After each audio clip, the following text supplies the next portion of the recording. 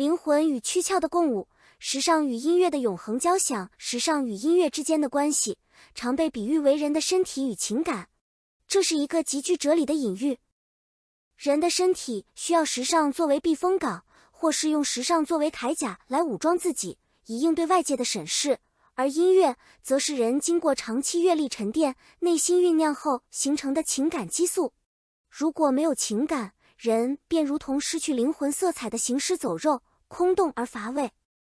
因此，时尚与音乐的羁绊，恰如躯壳与灵魂的相互依存。每当新中国国庆期间，那串15665、611612的数字简谱响起，勾起的不仅是旋律，更是祖国新生的颂曲。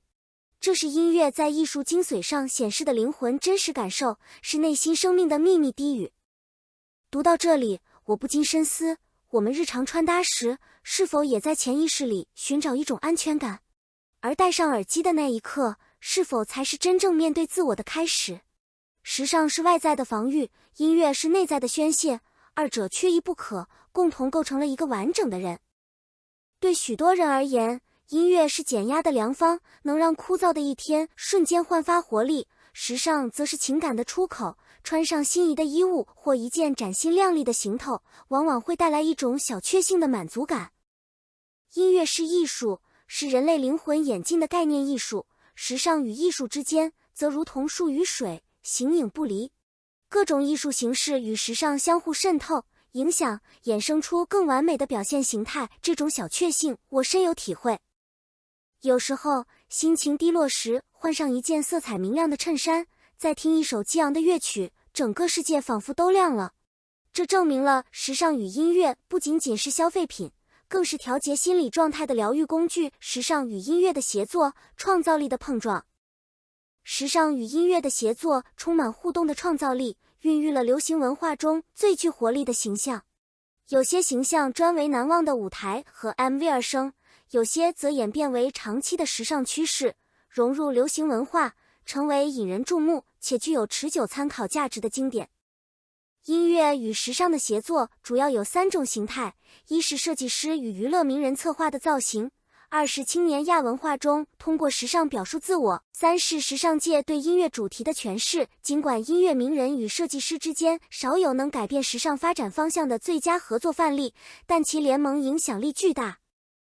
时尚顽童让·保罗·古德在上世纪80年代为格蕾丝·琼斯打造的专辑造型，具有突破性广告形象的意义，其发型在年轻黑人青年中成为主要趋势。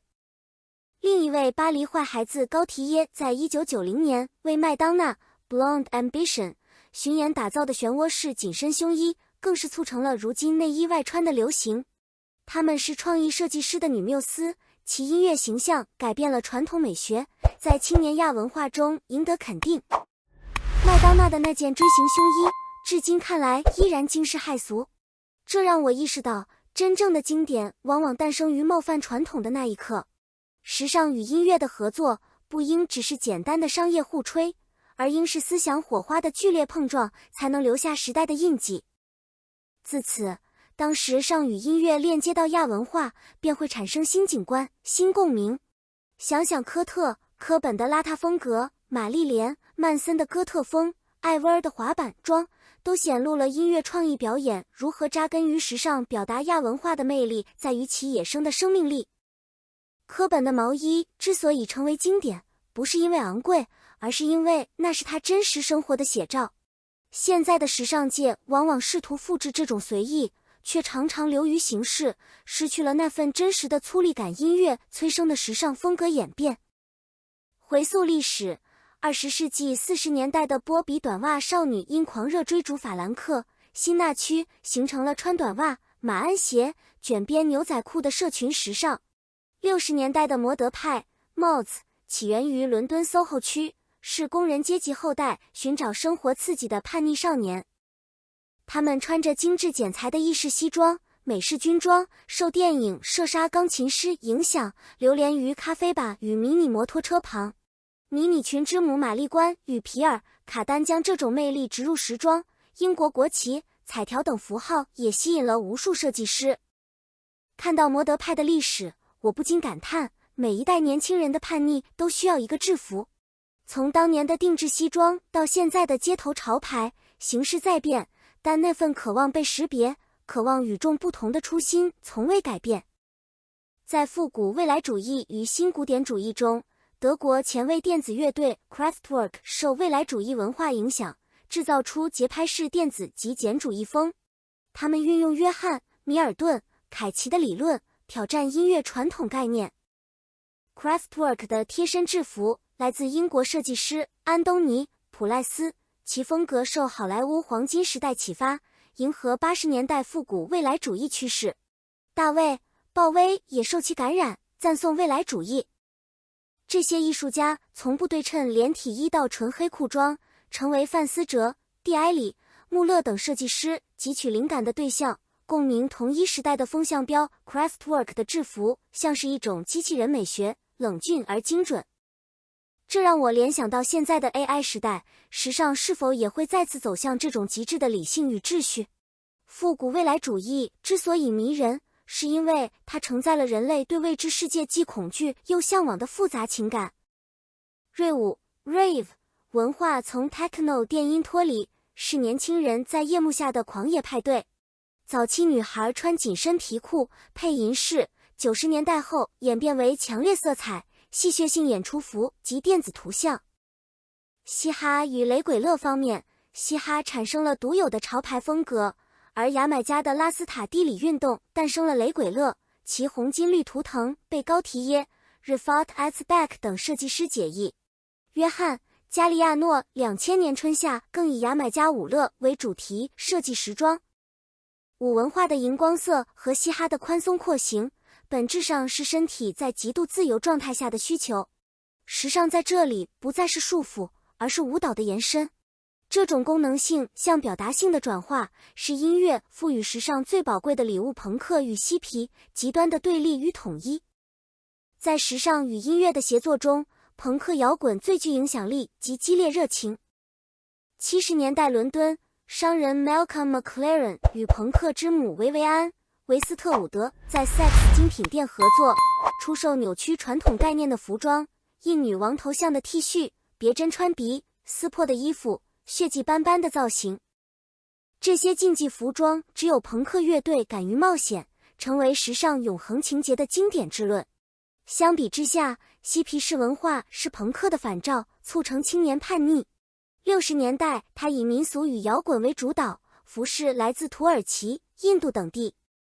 80年代至21世纪初，主流时尚采用了嬉皮外观，如罗密欧、吉利使用印度刺绣创造柔和浪漫风， Marni 也运用过嬉皮主题，朋克式破坏，嬉皮式回归。